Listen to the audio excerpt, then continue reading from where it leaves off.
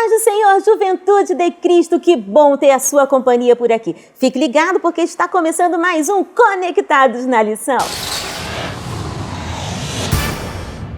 Muito bem, mais um Conectados na Lição chegando para você, juventude de Cristo. E olha, estamos estudando cartas pastorais, princípios para uma vida bem-sucedida. E hoje, a nossa lição de número 3 está falando sobre o contexto das cartas pastorais. Estamos recebendo aqui o comentarista da lição, pastor César Rosa de Melo. Pastor, seja muito bem-vindo. Já vou fazer a minha primeira pergunta. Pastor, quais eram os desafios que Timóteo e Tito enfrentaram?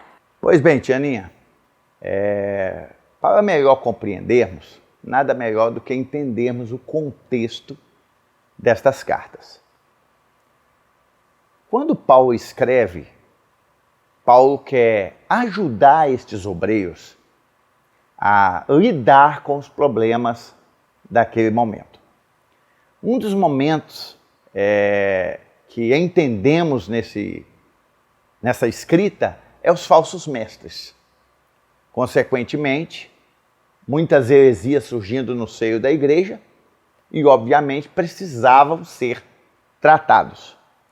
Esse é um contexto bastante interessante, porque quando falamos de heresia, falamos daquilo que não tem fundamento bíblico ou um desvio da verdade. Naquela época, tinha muitos ensinamentos contrários. Em alguns lugares das Escrituras encontramos o gnosticismo, que adentrava no seio da igreja, colocando em dúvida até mesmo a questão da divindade de Jesus. E principalmente no contexto de Éfeso, tinha uma mistura com a filosofia vigente, com a libertinagem, e Timóteo estava ali pastoreando naquele lugar onde muitas pessoas, além dos ensinamentos, estavam interferindo na conduta moral de muitos crentes. Este é o contexto vivenciado por Timóteo. Tito, por sua vez, em Creta, uma cidade tomada pela mentira, pela corrupção, uma cidade onde as pessoas viviam uma vida também libertina. Então, o contexto não foge muito daquele contexto que nós também vivenciamos na atualidade. Um contexto propício para a operação do mal, do pecado e das sutilezas desse pseudo-evangelho que é pregado. Assim como estes homens tiveram conhecimento do seu tempo, do contexto, de tudo aquilo que envolvera aquela época, nós também precisamos ter esse discernimento do nosso tempo, das sutilezas, essas heresias vigentes e tantos outros ensinamentos que têm sido deturpados para que, a exemplo de Timóteo e Tito, sejamos também vitoriosos combatendo este ensinamento e transformando a sociedade à luz do caráter e do evangelho do nosso Senhor Jesus Cristo. Meu Deus, que interessante. Pastor, de que maneira Paulo ajudou os seus obreiros? O que é interessante, Tianinha, é que Paulo, ele não somente enviou Tito e Timóteo com uma missão, mas ele dava assistência. Ele procurava saber como eles estavam no desenvolvimento, tanto individual quanto ministerial. Uma das grandes deficiências que vemos hoje é que existem pessoas que vão, mas não são enviadas. Não sei se dá para vocês conectar esta ideia, mas quando as pessoas tomam a iniciativa de ir sem serem enviadas, elas vão por conta própria e não existe sobre elas uma autoridade espiritual. Com Paulo, não. Paulo entendia muito bem o que era ser enviado. Tanto é que no capítulo 13 de Atos dos Apóstolos, a Bíblia diz que, tendo a igreja orado, jejuado, despediram Paulo e Barnabé para uma missão. Ou seja, eles estavam debaixo de uma autoridade para fazer a obra. E Paulo passou isso tanto a Timóteo quanto a Tito, vocês estão debaixo de uma autoridade. E quando está debaixo de uma autoridade, também está debaixo de uma mentoria, ou seja, Paulo estava a todo momento ali, antenado, com os seus 2 obreiros. De que maneira Paulo o ajudou? Estando ao lado, estando ciente do que estava acontecendo, dando palavras de incentivo, dando palavras de auxílio, ajudando nas dificuldades, prestando assistência. E é interessante que Paulo vai virar para eles e fala, olha, não há parte da doutrina. Porque Paulo sabia muito bem que para vencer a sociedade e todos os ditames vigentes da época, não poderia se afastar da doutrina bíblica.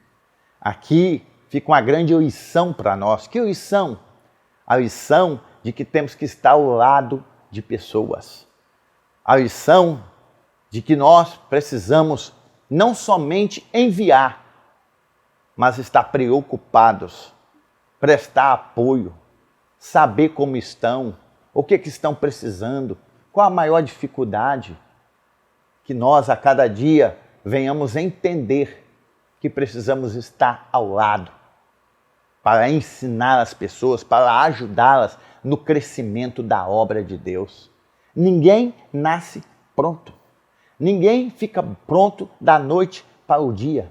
E é por isso que pessoas maduras precisam fazer com que outras pessoas se desenvolvam e se amadureçam. Que nós, a cada dia mais, venhamos estar nos desenvolvendo. Que nós, a cada dia, venhamos cuidar daqueles que Deus colocou na nossa vida para cuidar, para fazer frutificar. Que eu e você venhamos ter uma semana abençoada, cheia da glória, da graça de Deus sobre a nossa vida. Deus te abençoe. Muito bem, a editora Betel está disponibilizando para você, Juventude de Cristo, o PIL, que é o Programa de Incentivo à Leitura a todos vocês, para complementar ainda mais o seu conhecimento nos estudos da palavra. Estamos recebendo aqui nos nossos estúdios a representante da Juventude de Cristo. Eu estou falando dela, diaconisa Juliana Nascimento. Seja muito bem-vinda. Juliana, o que você trouxe para nós no PIL desta semana? Muito obrigada, tia Aninha. O PIL dessa semana é Instrução, a responsabilidade de guiar. E se você quer saber sobre esse assunto, é só acessar o site da editora Betel e fazer o download gratuito do seu programa de incentivo à leitura. E é claro, eu quero fazer a pergunta para o nosso pastor César Rosa. Pastor, a juventude quer saber quais são os desafios enfrentados pelos jovens cristãos de hoje. Pois bem, Juliana, a juventude quer saber. Os desafios são enésimos. Primeiro, a corrupção do mundo. Nós vivemos num mundo hoje onde o espírito da iniquidade já opera. O próprio Senhor Jesus já tinha dito a multiplicação da iniquidade, a sedução do mundo, da facilidade, dos prazeres e até mesmo a questão de tudo ser mantido, entre aspas, no mais absoluto sigilo. Porque hoje você tem acesso ao que você quiser na palma da sua mão. Então, como o próprio Deus falara lá no jardim, o pecado jaz à porta. Então vejam bem, a sedução que a vida terrena traz hoje na questão do sexo, na questão dos vícios, na questão dos prazeres, é muito grande. E sem dúvida, isto hoje tem atraído muitas pessoas. Fora isso, existem também o desafio de se manter puro no meio de uma sociedade que prega a impureza.